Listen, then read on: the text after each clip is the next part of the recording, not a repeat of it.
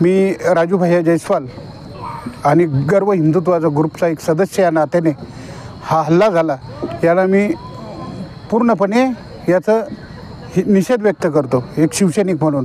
आणि आम्हाला एकच सांगायचं आहे, हल्ल्यातून अशा घटना येणाऱ्या विधानसभा लागतील आता, तर अशा घटना कित्येक होणार आहे, कित्येक जाणार आहे, त्याला सामोरे जावंच लागेल। कारण हल्ला याला हल्ला नाही म्हणत, आज दोन्ही भावाचं रक्त एक आहे, याला हल्ला नाही म्हणत, हे एक सुपारी बाजारचं काम आहे। एक तुम्हाला एक सांगतो, 2 मिनिट ऐका। आपल्या पैठणला संत होऊन गेले, संत एकनाथ महाराज 108 वेळेस थुकले त्यांच्या अंगावर, त्याला काही फरक पडला? समोरच्याला त्याचा फरक पडला। आज उद्धवजीचं नेतृत्व सगळ्या जगाने मान्य केलं आहे, महाराष्ट्रातल्या आम जनतेने मान्य केलं आहे आणि ते सहन होईल नाही कुठतरी।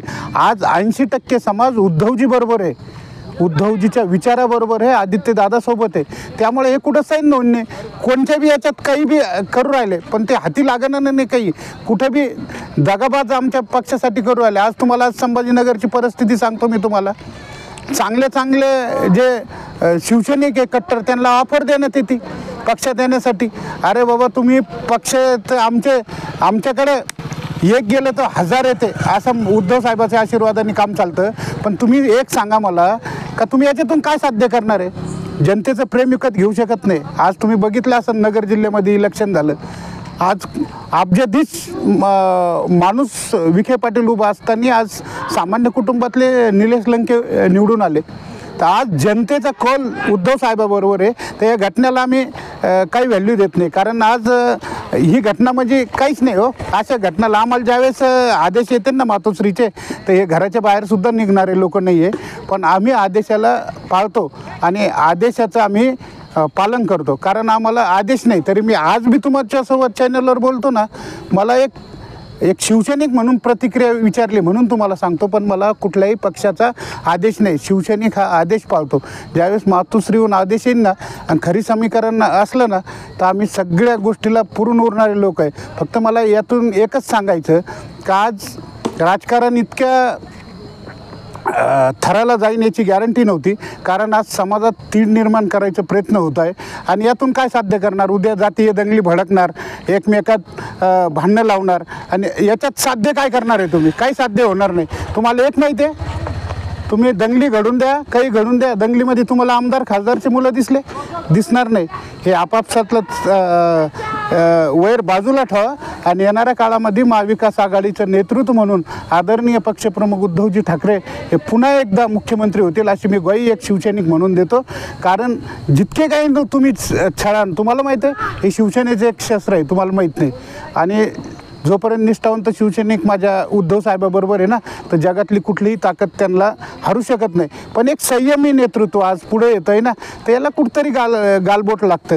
आता उद्धव साहेबांनी पुरं करोना काळात कसं काम केलं, आम जनतेसाठी कसं काम केलं, ही जनता विसरली नाही। जनता हे सगळं हृदयात ठेवून ती फक्त येणाऱ्या विधानसभेची वाट बघते। आणि तुम्हाला सांगतो, महाराष्ट्रामध्ये जास्तीत जास्त महाविकास आघाडीचे सीटं आल्याशिवाय राहणार नाही, मी तुम्हाला चॅनलद्वारे ग्वाही देतो।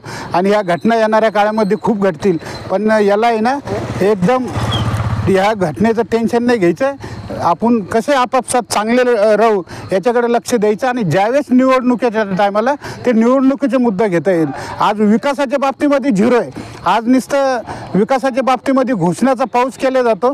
तुम्ही एक सांगा ना, आज संभाजीनगरची घाटी आहे, करोनामध्ये उद्धव साहेबांनी कसं सगळे व्हेंटिलेटर पुऱ्या गरिबापासून श्रीमंताला करोना काळात व्हेंटिलेटरची उपलब्ध करून दिले। आज संभाजीनगरचे जाऊन बघा ना, इतकं मंत्रिमंडळ, राज्यमंत्री, कॅबिनेट मंत्री, आमदार, खासदार संभाजीनगरमध्ये असून त्यांना संभाजीनगरची घाटी सांभाळता येत नाही, तर हे काय राज्यकारभार सांभाळणार आहे?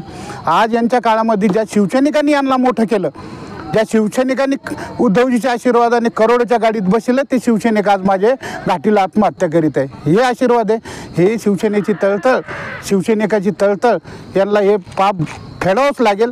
कितीही पैसा असून द्या, तुम्हाला सांगतो शेवटी सत्तेचाच विजय होईल। सत्य परेशान होऊ शकता, लेकिन पराजित नाही। मी पुन्हा एकदा महाराष्ट्राच्या तमाम मायबाप जनतेकडून पुन्हा एकदा असं सांगू इच्छितो की येणाऱ्या काळामध्ये आपल्या महाविकास आघाडीचे मुख्यमंत्रीपदी उद्धवजी बाळासाहेब ठाकरे विराजमान होतील। आणि विराजमान झाल्यानंतर तुम्हाला आतापर्यंत काही बोललोच नाही. ज्या दिवशी साहेब विराजमान होतील ना, एखादा प्रोजेक्ट आणायला आम्ही कमी करू, पण माझ्या संपूर्ण गोरगरिबाची कर्जमाफी शेतकऱ्याची केल्याशिवाय राहणार नाही. हा आमचा मेन उद्देश राहील. आणि मला तेवढी खात्री आहे का येणाऱ्या काळामध्ये तुम्ही बी बघितलं असेल, ज्या 2 लाख लोक साहेबांनी कर्जमाफी केली, कुठलीही अटी शर्तने लावता आज दनादना कर्जमाफी केली. आज ही लाडकी बहीण योजना आणली. ही फक्त अरे डायरेक्ट बोलते ना तुमच्या संग का ही फक्त तुम्ही आम्हाला शिक्के मारा म्हणजे आम्ही ती 5 वर्ष ती योजनाचा लोकाला देऊ. अरे मग शेवटी तुम्ही पैसेच वाटू राहिले ना कोणत्या मार्गाने. तुमची जनता तुमच्या हातीच लागत नाही. मग तुम्हाला हे कृत्य करावंच लागणार आहे. पैसे द्या काही द्या, पण जनतेचा कौल उद्धव साहेबाबरोबर आहे, महाविकास आघाडीबरोबर आहे. त्यामुळे येणाऱ्या काळामध्ये ना बिलकुल टेन्शन नाही घ्यायचं.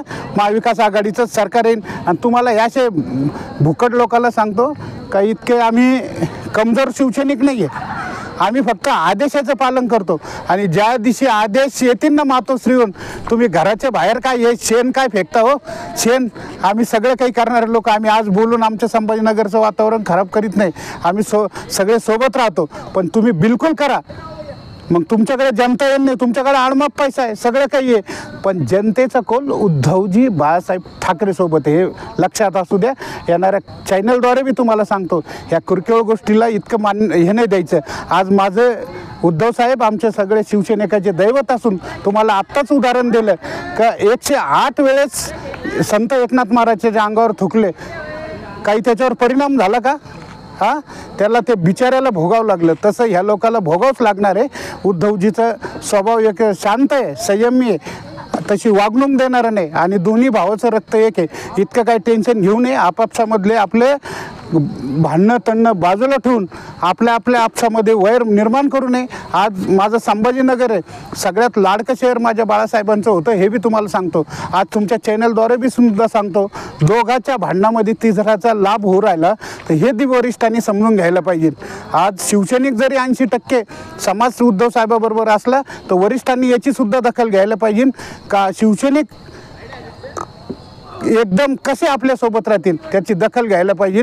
मी वेळोवेळी का सांगतो का दोघाच्या भांडणामध्ये तिसऱ्याचा लाभ होऊ राहिला हे लक्षात असू द्या.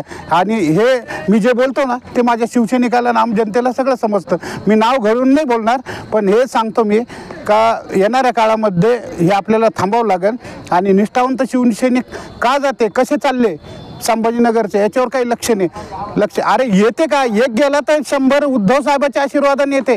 ते काय तुम्हाला पाहून येत नाही, हे ध्यानात राहून द्या. पण आज एक कसा गेला याचा विचार व्हायला पाहिजे.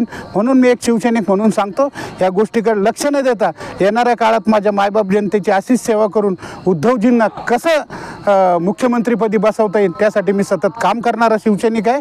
आणि मी माझ्या वतीनं पूर्ण मायबाप जनतेला, सर्व समाज बांधवांना शुभेच्छा देतो.